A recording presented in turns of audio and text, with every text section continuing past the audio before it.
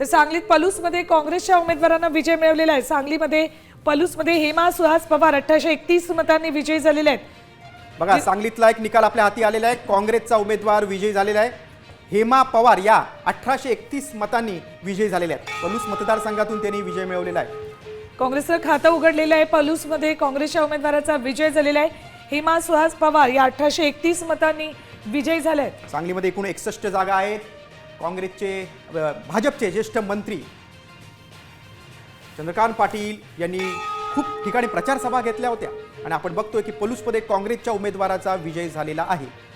विश्वजित कदम यांनी या निवडणुकीमध्ये काँग्रेससाठी खूप जोर लावला होता। विशाल पाटील खासदार यांनी देखील जोर लावला होता आणि काँग्रेसची प्रतिष्ठा पणाला लागलेली आहे। सांगलीमध्ये हेमा सुहास पवार 1831 मतांनी विजयी झालेले आहेत। पलूसमध्ये काँग्रेससाठी हा पहिला विजय सांगली जिल्ह्यातून। पलूसमध्ये काँग्रेसच्या उमेदवारांना विजय मिळवलेला आहे। काँग्रेसचे दिग्गज नेते, बडे नेते सांगली जिल्ह्यातनं आणि त्याच सांगली जिल्ह्यातून आता काँग्रेसच्या पहिल्या उमेदवाराचा विजय।